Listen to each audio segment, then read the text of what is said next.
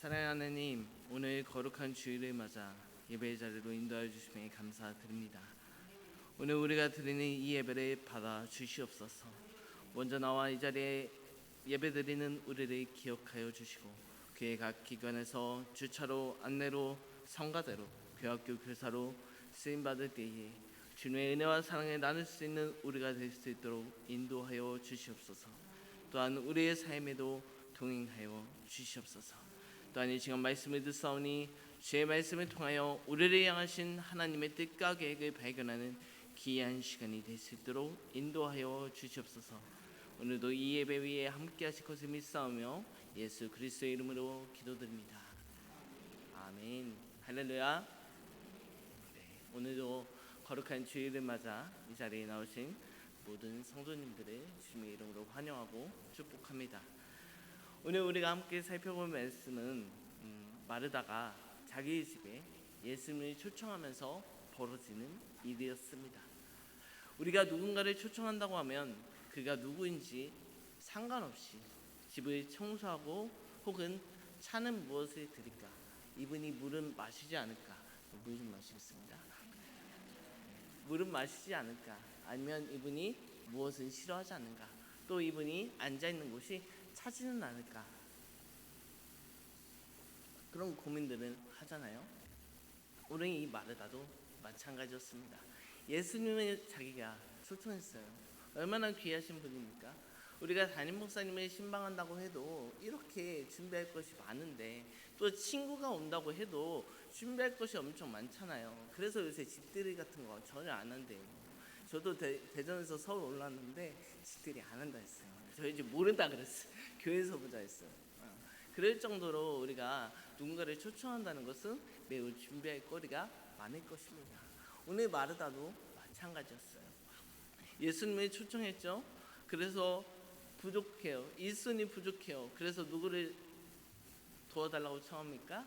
동생 마리아에게 야, 너 거기 앉아있지 말고 일로 와서 도와.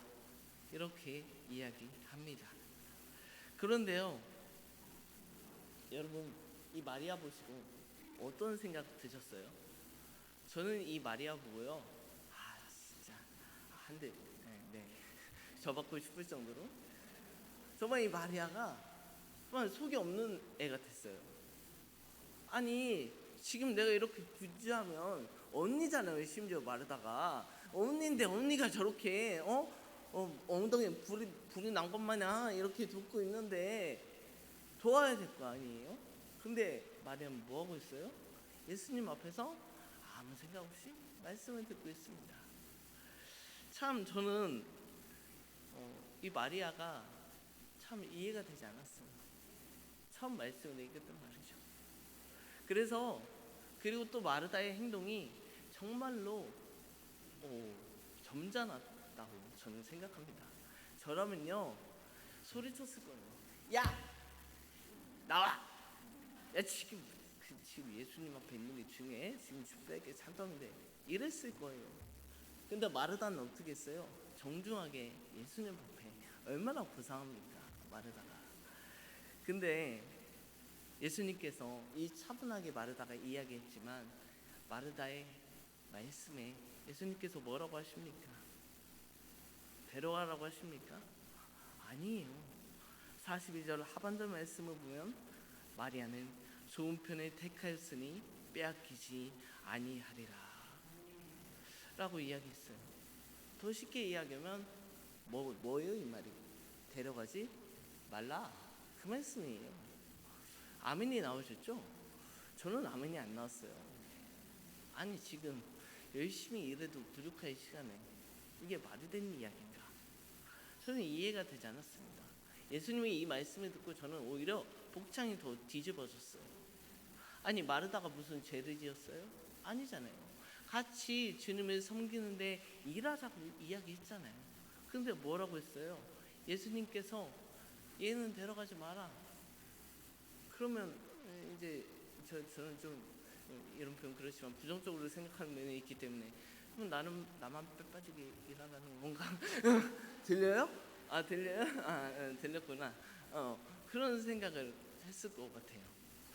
그래서 저는 이 사건의 의미가 무엇일까? 예수님께서는 왜 이렇게 말씀하셨을까? 그게 너무 궁금해서 이 말씀을 계속 묵상해 봤습니다. 근데 이 말씀만 묵상해 보니까 답이 쉽게 나오지 않았어요. 그래서 저는 이 말씀 앞전에 어떤 일이 있었나? 왜냐하면 예수님께서 행하시는 모든 일은 다 이유가 있다라고 성경에 기록되어 있거든요. 그래서 오늘 이 말씀 이전에 과연 예수님과 어떤 이야기들이 펼쳐져 있는가 그 말씀을 봤습니다. 그랬더니 그 말씀에 어떤 말씀이 있냐면 선한 사마리아 여인 사건이 등장합니다. 선한 사마리아 여인은 어떤 이야기입니까? 율법사가 질문했죠. 어떤 것이 좋은 이웃이고 돕는 것이냐 라고 이야기했습니다. 그런데 예수님께서는 선한 사마리아 여인의 이야기를 펼치시면서 율법을 많이 아는 자 또는 제사장이 있을지라도 그럼에도 불구하고 그들은 각자의 생각과 각자의 모양대로 하나님을 섬기기 바빠서 선한 사마리아 여인처럼 그를 돕지 않았죠. 피 흘린 자를 돕지 않았습니다. 사마리아 여인은 그럼 누구일까요? 당시에 지금은 그렇지 않지만 사마리아 여인은 혼혈족들이 많았어요. 우리 저 학교 다닐 때만 해도 혼혈 애들이 많이 없어서 이상한 이야기로 뭐 튀기라든지 막 이런 이야기로 그들을 놀렸어요. 이 당시에 사마리아 여인도 엄청나게 세상 사람들로 인해서 무시당했던 사람이었습니다. 그런데요, 그 사람이 피 흘린 사람을 도왔다라는 것이죠. 그러면서 예수님께서 질문을 던집니다. 이 중에 진정한 이웃은 누구냐?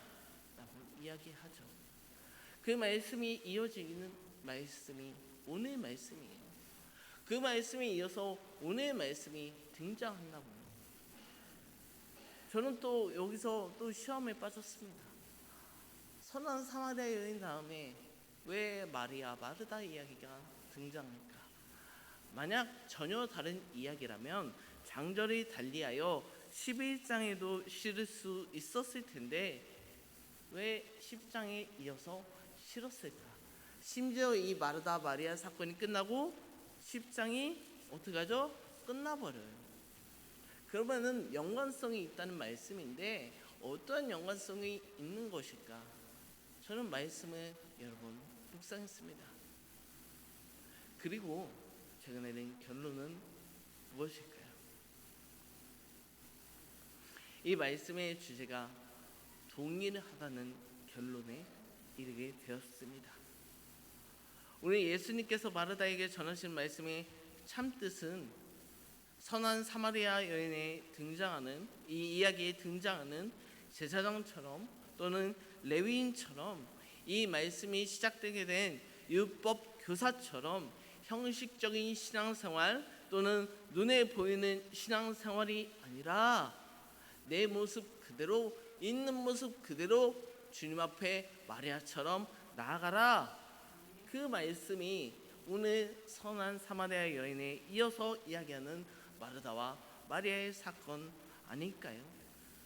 그렇게 하나님께서 마리아의 행동을 보시고 있는 모습 그대로 꾸미지 않고 하나님 앞에 나와서 그의 말씀을 듣는 이 마리아의 모습을 보고 좋은 편을 택하였다라고 이야기하시는 것 아닐까요?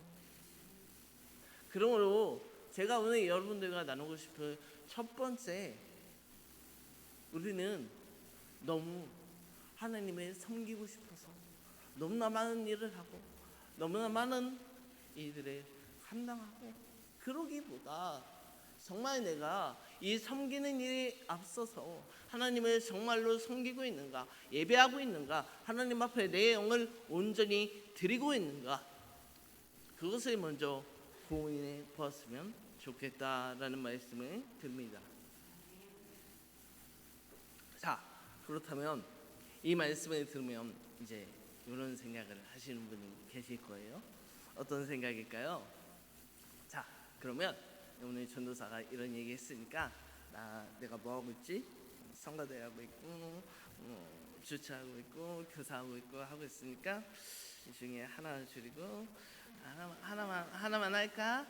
이렇게 생각하시는 분이 있을 거예요. 왜냐하면 온 마음과 전심으로 하나님께 우리의 모습을 드리자라고 이야기했으니까요.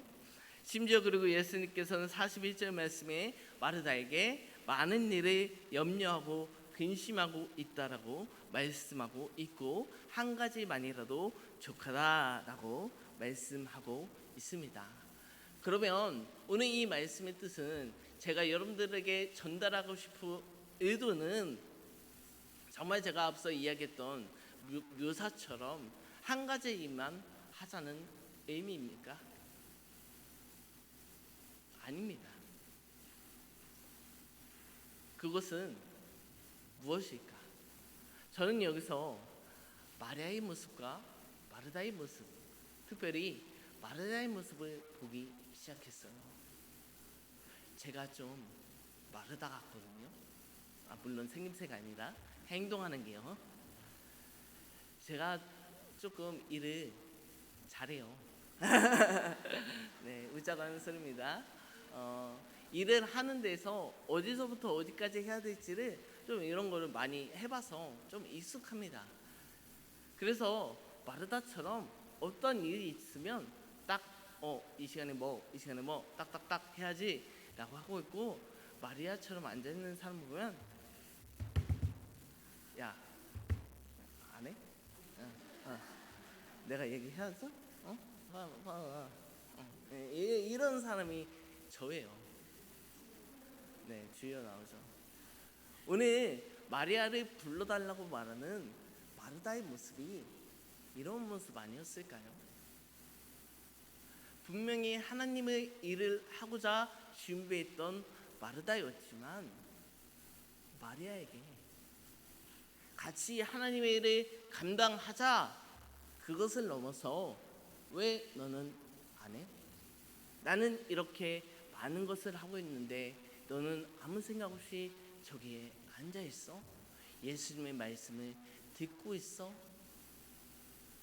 오늘 예수님께서 마르다를 지적한 것은 마르다가 일을 많이 한다는 것을 지적하는 것이 결코 아닙니다. 오늘 예수님께서 마르다의 행동을 지적한 것은 네가 많은 일을 하면서 기쁨으로 네가 감당하면 좋은 것만, 그게 아니고 너처럼 행동하지 않는 사람들을 네가 미워하고 있지 않느냐, 싫어하고 있지 않느냐, 지적질하고 있지 않느냐. 예수님께서는 이거를 마르다에게 물어보시는 것 아닐까요? 여러분, 물론 우리 교회는 행복한 사람들이 모이는 공동체이기 때문에 그런 분은 없습니다만은, 제가 처음에 있던 어딘가에 있었던 교회에서는 참 사무실에 앉아 있으면 이런 말씀 담기 뭐하지만 여러 가지 이야기가 돌아요. 어떤 분은 저한테 와서 전사님 왜 쟤는 사역 안 해요? 쟤는 왜 일을 감당 안 해요? 이런 이야기 많이 하더라고요. 그러면 저는 역으로 물어봤어요. 그러면 그 질문을 하시는 성도님은 지금 하나님의 일을 기쁨으로, 즐거움으로 감당하고 계신가요? 여러분, 당신이 누군가를 지적하기 이전에 하나님의 일을 기쁨으로 감당하고 있나요? 왜 주님의 사역을 감당하세요? 이런 질문을 드려요. 그러면 이제 왜 논점을 흐리냐라고 이야기하면서 다른 말을 합니다. 그러면 제가 한 가지 예화를 들어요. 이 강대상 오늘 너무 이쁘죠? 너무 깔끔하죠? 그런데 제가 청소를 하겠다고 여기 땅 떨어진 오물이 묻은 걸레를 들고 이 강대상을 닦으면 어떨까요? 강대상을 닦는 행위는, 청소는 깨끗한 행위일지라도 오물이 손에 묻었고 걸레에 묻었기 때문에 이 행동이 아무리 깨끗해도 강대상은 깨끗해지는커녕 더 더러워지는 것 아닙니까? 그러면서 그 얘기합니다. 여러분, 당신의 마음속에 하나님의 사랑이 먼저 있기를 기도합니다. 그리고 당신께서 왜 하나님의 일을 감당하고 있는 것인지 그것을 한번 기억해 보라고 말씀드려요. 여러분, 우리가 왜 하나님의 일을 감당할까요? 그것은 바로 하나님께서 우리를 사랑하심으로 하나님께 받은 사랑이 크기 때문에 그 사랑은 어떻게 보답할고 하다가 말씀 성가대로 또 안내로 또 주차로 세가족으로 여러 모양으로 섬기는 것 아닙니까? 우리가 이것은 오늘 마르다 마리아 사건을 통해 두 번째로 생각해 보았으면 좋겠습니다. 자, 이제 마리아를 처리해 줘야겠죠. 제가 너무 마리아에 대해서 안 좋게 이야기해서 마리아가 천국에서 만나면 저한테 뭐라고 할 것 같습니다. 만날 수 있을지 모르겠지만요. 마리아의 이야기를 정리해 볼까요? 마리아 어떻게 보세요? 어떻게 생각하세요? 저는 마리아가 이해가 안 됐고 얘가 하나님의 일을 잘 감당이나 할 수 있을까라는 생각도 들었어요. 철없이 그저 앉아서 하나님의 이야기, 예수님의 이야기만 듣고 있었으니까요. 그런데 이 마리아가 나중에 무슨 역할을 했는지 아십니까? 누가복음 말씀에 보면 죄송합니다. 요한복음의 말씀에 보면 이 마리아는 예수님의 장례를 준비하는 가장 귀한 역할을 감당했습니다. 비록 철없어 보이고 하는 것 없어 보이고 하나님의 말씀, 예수님의 말씀만 듣기에 급급한 것 같아 보였지만 아무 생각 없이 그냥 희덕거리며 예수님의 말씀 듣기를 좋아한 것 같아 보였지만 마리아는 그럼에도 불구하고 예수님의 마음을 누구보다 잘 알고 있었기 때문에 노동자의 1년 품삯인 300데나리온을 주님 앞에 깨뜨리면서 예수님의 장례, 예수님의 십자가 지심을 준비했다라는 사실 여러분 알고 계십니까? 아무런 생각 없어 보였던 마리아였지만 이 마리아는 예수님의 장례를 그 누구보다 가장 먼저 준비하는 귀한 자가 마리아가 되었습니다. 제가 이 말씀을 끝으로 드릴 이유는 무엇일까요? 앞선 이야기, 저기 밑에 있는 교회 이야기로 돌아가 볼까요? 교회에 많은 사람들이 다니죠. 근데 참 교회를 다니다 보면 사람 생김새와 비슷하게 각자 받은 은사, 각자 받은 강점이 너무 달라요. 같은 강점이 보인다 할지라도 달라요. 방송실에 앉아있는 전도사님 저 오빠도 알거든요. 남매거든요. 근데 달라요. 남매도 달라요. 같이 살았는데도 이 모습은 비슷해 보여도 성 모양은 또 다르더라고요. 제가 뭐 말씀 드리고 싶은지 이해해 주십니까? 마지막 세 번째, 강점이 없는 사람은 없다 라는 말씀을 드리고 싶습니다. 강점이 다를 뿐이지 강점이 적을 뿐이지 우리는 모두 강점이 있는 사람입니다. 그렇기 때문에 저 사람이 왜 사역 안 하나, 저 사람이 왜 반주할 줄 아는데 왜 반주 안 하나, 저 사람이 뭐 할 줄 아는데 왜 교회에선 안 하나, 이런 얘기보다 그 사람의 강점을 오히려 칭찬해 보세요. 그러면 그 사람이 점점 마음을 열 거예요. 왜 안 해? 왜 안 해? 이렇게 이야기하기보다 아유 이런 거 잘한다며. 아유 뭐 한 거 있어? 보여줘봐. 오 입사. 똑같은 이야기, 똑같은 상황이지만 이 말을 해보시면 그러면서 이렇게 살짝 흘리는 거죠. 이거 교회다 있으면 참 이쁘겠다.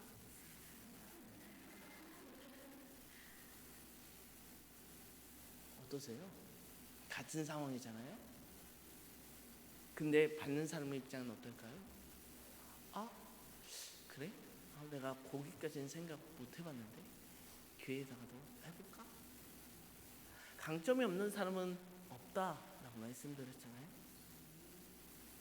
그 사람의 강점을 우리가 발견해주고 찾아주고 칭찬해주면 그 사람의 강점으로 또 여러 모양으로 주님의 일을 같이 섬기는 귀한 사람이 된다라는 말씀을 드리고자 합니다. 여러분, 이제 명절이 다가옵니다. 이 강점에 대한 예화로 이 명절에 다가왔을 때 정말 적당한 예화가 있어서 좀 들고 왔는데요. 어르신들 또 손주가 있는 분들은 돈을 많아야 된다, 현찰이 많아야 된다, 이런 이야기 되게 많이 흔하게 있잖아요. 그래서 참 그게 뭘까 이런 고민을 많이 했어요. 손주들이 이렇게 현찰이 많으면 온대요. 근데 저도 조카가 있는데 이 이상한 일을 경험했습니다. 얘가 이제 돈에 대해서 모를 때 파란색이 저도 좋아했어요. 근데 이제 돈에 대해서 조금 아니까 주황색을 줘야지 좀 좋아하더라고요. 근데요, 얘가 갑자기 어디서 금색 그 여자 그림이 있는 거를 받았대요. 근데 그게 가장 좋은 거라고 그랬대요. 그래서 삼촌, 저 파란색 말고 초록색 말고 금색 줘, 금색. 할머니 있는 거 그거 줘. 저한테 그러는 거예요. 그래서 그렇게 한두 번 주다 보니까 얘가 언제까지 이렇게 줘야 될까? 얼마나 또 줘야 될까? 이제 개수 가지고 이야기하더라고요. 저 할머니 2개 줬어. 삼촌은 1개 줘. 자, 그러면 이제 할머니들 고민도 깊어지시겠죠? 몇 장을 줘야 얘가 만족할까? 그런데요, 그렇게 해야 할머니한테 애들이 온다라고 해서 그런 이야기가 나온 것 같은데요. 저는 명절을 지내면서 정말 가장 고마운 사람이 있습니다. 저희 이모인데요. 저희 이모는 교회를 다니지 않습니다. 심지어 교회를 다니시다가 산에 들어가시더니 불교를 다니시게 됐어요. 참 안타까운 일인데요. 근데 이 이모가 저에게 가장 큰 서포터였어요. 참 신기하죠. 제가 명절 때만 가면 저를 그렇게 반겨주고, 저희 집에서는 구박대기인데 명절 때만 가면 이모가 아이고 성일이 봤냐고, 아이고 오늘은 무슨 일 있었냐고, 심지어 제가 신학관에 들어갔을 때 가장 반겨주는 사람이 저희 부모도 아니고 이모였어요. 저희 부모님은 다시 한번 생각해봐라를 하루에 한 번뿐 365일 한 것 같아요. 저희 이모였어요. 그래서요, 명절 때만 가면 이모집 가는 게 너무 좋았어요.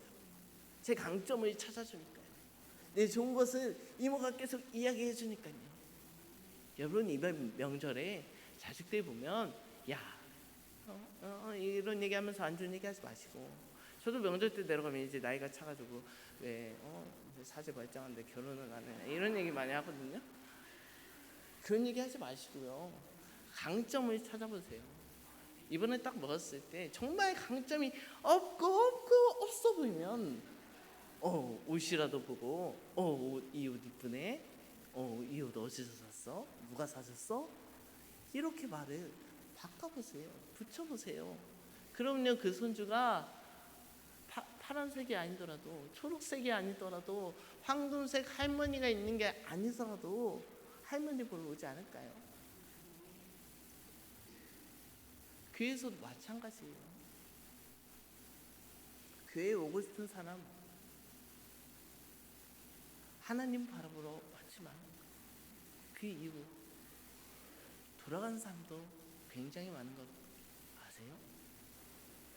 제가 통계를 조사하는 목사님과 조금 친해서 알아봤는데요, 거의 정착률이 10%도 안 돼요. 근데 떠나는 가장 큰 이유가 뭔지 아세요? 조그만 교회 다니면 봉사하러 오시고, 물론 봉사가 틀린 건 아니에요. 하나님의 일을 감당하는 건 너무 귀한 일입니다. 그런데요, 그 사람의 강점을 찾아주고 강점을 알아봐주고 강점을 확인해주고 이런 일 해보지 않을래? 이런 것보다 강압적 지시적인 압박이 들어가서 교회를 떠난다고 이야기해요. 우리 교회에서도 이런 것들이 더 필요한 것 아닐까요? 강점을 찾아주고 돋아주고 함께해주고 도와주는 것이 우리에게 필요한 것 아닐까요? 그것이 먼저 믿고 있는 우리들의 신앙생활의 참다운 모습이 아닐까요?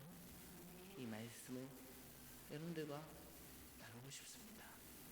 그렇다면 이제 마리아 아들 용서했죠. 마리아 아들 좋은 점을 이야기했어요. 그럼 이제 마르다에 대해서 이야기해야겠죠. 마르다는 그럼 강점이 무엇일까요? 마르다의 강점이 무엇입니까? 마르다는요, 제가 너무 잘한다고 했죠. 일을 잘 기획해요. 잘 준비해요. 잘 행해요. 적재적소에 누가 필요한지 잘 찾을 수 있는 능력이 마르다에게 있을 거예요. 여러분, 제가 오늘 드리고 싶은 말씀 장황하게 정말 여러 가지 이야기하면서 말씀드렸지만 결론은 우리가 하나님의 일을 기쁘게 감당하자. 하나님의 일하시는 반응하는 것이 하나님의 일하심인데 내가 그 일을 얼마나 기쁘게 감당하고 있는가, 이것을 먼저 기억하시고, 두 번째, 강점이 없는 사람은 없다. 그리고 세 번째, 비교하지 말자입니다. 비교라고 하면 제가 지난주에 중구청년부 예배에서 비교에 대해서 말씀을 나누면서 가인과 아벨에 대한 이야기를 예시로 들었어요. 성경에 미워하는 것도 죄라고 요한 1서에 적혀 있는 거 아세요? 살인한 것과 같다라고 이야기하고 있잖아요. 근데 가인과 아벨 사건에서는 정말 가인이 아벨을 미워해서 아벨을 죽였어요. 살인이 일어났습니다. 여러분, 우리가 누구를 미워한다는 거 죄입니다. 미워하는 마음이 싹 트다 보면 미워하는 대상이 어떠한 마음을 가지고 있고 어떠한 행동을 하는지 상관없이 그 사람을 그냥 무조건적으로 미워하게 되는 그 경향까지 이르게 됩니다. 그러면 살인이 일어나는 것이 일반적입니다. 여러분, 그리스도의 사랑을 나누는 공동체, 함께하는 공동체, 그것이 우리 교회인데 그 안에서 누군가를 미워하고 질투하고 되겠습니까? 안 되겠죠. 그런 마음을 갖기 이전에 강점을 찾아주면서 어떠한 강점이 있는가 이해하면서 복돋아주면서 함께 신앙생활하는 귀한 우리 교회 공동체 여러분들이 되었으면 좋겠습니다.